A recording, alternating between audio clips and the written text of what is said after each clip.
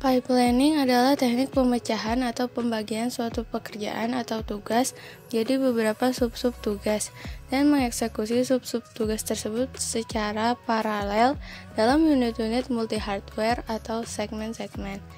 Pada umumnya, efisiensi sebuah komputer dinilai berdasarkan kecepatan perangkat keras dan fasilitas-fasilitas perangkat lunak. Contoh teknik pipelining pada kehidupan sehari-hari. Dari proses-proses tersebut, untuk menghasilkan satu unit mobil memerlukan waktu 40 jam. Tanpa teknik pipelining, maka perakitan mobil harus diselesaikan dahulu seluruhnya, mulai dari pembuatan bodi, pengecatan, perakitan, hingga test drive. Baru perakitan mobil selanjutnya bisa dijalankan.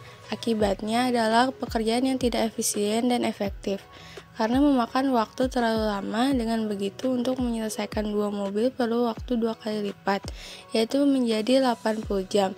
Perlu waktu 40 jam untuk menunggu unit mobil selanjutnya setelah diproduksi.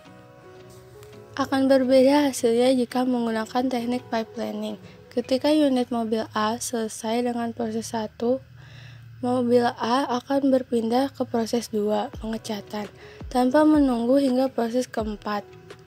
Langsung menyambung di belakangnya mobil unit B masuk dalam proses 1, pembuatan bodi. Setelah selesai, bergeser lagi unit mobil C masuk ke proses 1 hingga seterusnya, sehingga menjadi proses berantai. Teknik ini akan membuat waktu perakitan mobil lebih efektif dan efisien untuk membuat 2 unit mobil. Hanya memerlukan waktu 50 jam pada tahap awal dan selisih waktu ketika sudah berjalan hanya 10 jam untuk tiap unit. Kategori pipeline. Pipeline unit arithmetic berguna untuk operasi vektor. Pipeline unit instruction berguna untuk komputer yang mempunyai set instruksi yang sederhana. Klasifikasi berdasarkan fungsi. Pipelining aritmatika. Aritmatika pipeline adalah suatu operasi aritmatika yang digunakan untuk melakukan penjumlahan, perkalian, pembagian, dan sebagainya. Pipelining instruksi. Dalam suatu komputer non-pipeline, CPU bekerja melalui suatu siklus yang berkesinambungan dari fetch, decode, eksekusi untuk semua instruksinya. Pipelining processor. Suatu stage dari suatu pipeline, proses actual dan lag saling berbagi memori di antara prosesor-prosesor tersebut, sehingga pipeline tersebut disebut sebagai pipeline processor. Dalam pipeline ini, setiap prosesor mempunyai satu tugas tertentu yang akan dijalankan pada aliran data.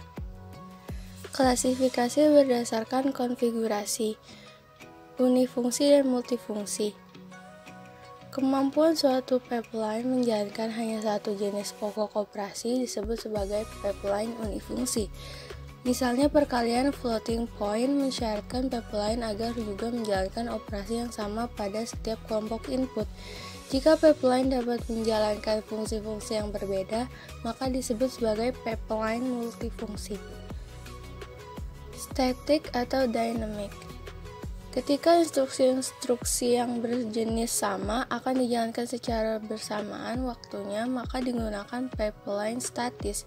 Pipeline ini dapat berupa pipeline fungsional maupun multifungsional, tetapi mungkin mengasumsikan hanya satu konfigurasi fungsional pada suatu waktu. Suatu pipeline multifungsi statis dapat bekerja paling baik jika fungsi yang akan dijalankan tidak sering berubah. Skalar atau vektor. Suatu pipeline skalar memproses rangkaian operasi skalar pada operand skalar. Salah satu contohnya berupa operasi ADD atau loop for. Reduced Instruction Set Computer merupakan bagian dari arsitektur mikroprosesor, berbentuk kecil dan berfungsi untuk mengeset instruksi dalam komunikasi di antara arsitektur yang lainnya.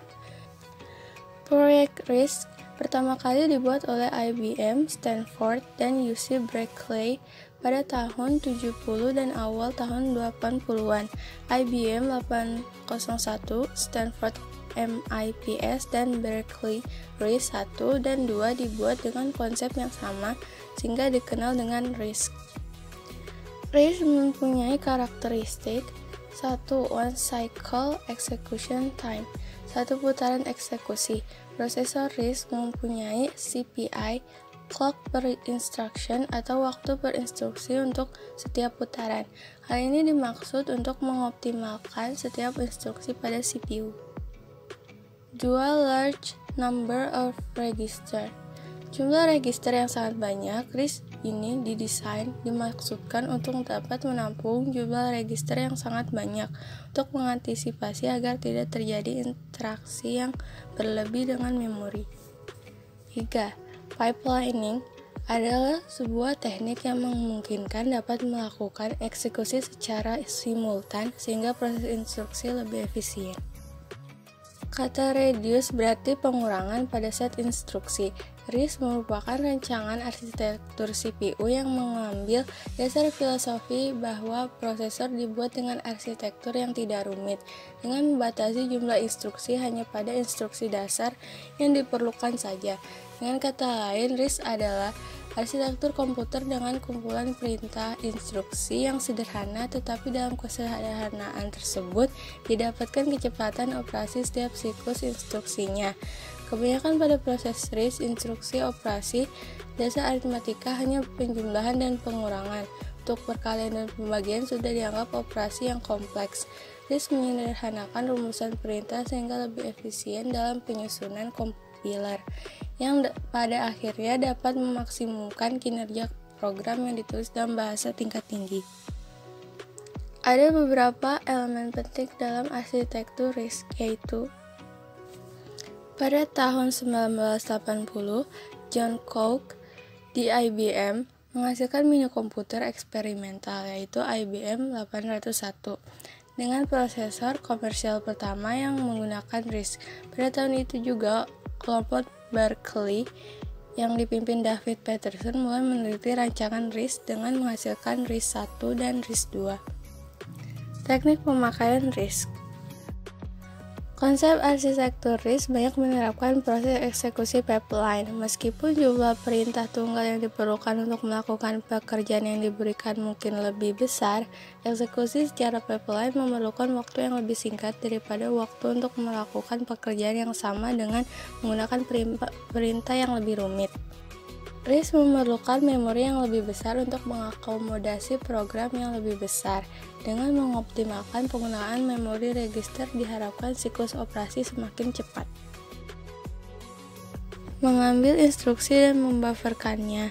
Ketika tahapan kedua bebas, tahapan pertama mengirimkan instruksi yang dibufferkan tersebut.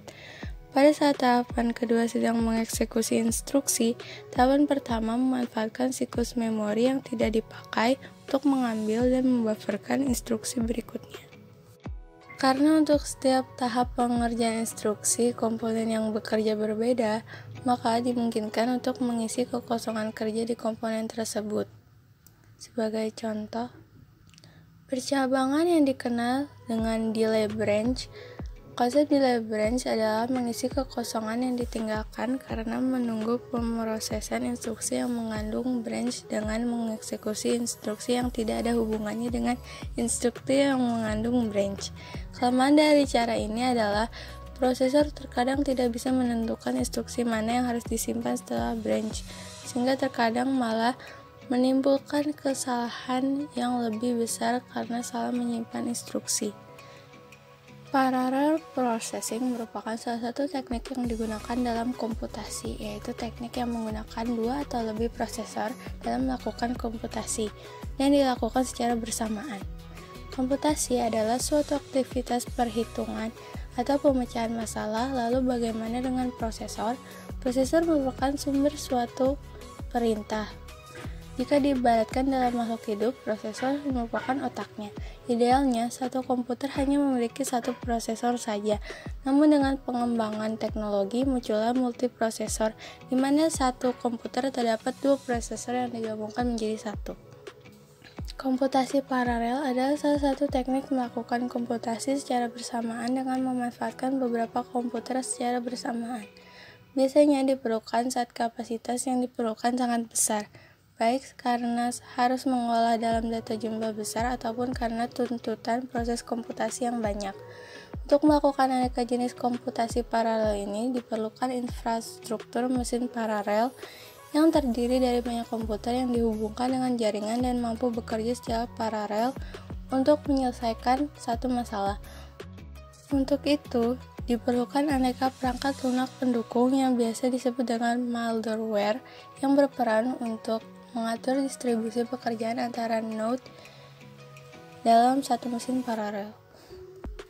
Sebagian besar yang sering dipakai adalah taksonomi dari Michael J. Flynn, atau yang lebih sering dikenal sebagai Flynn.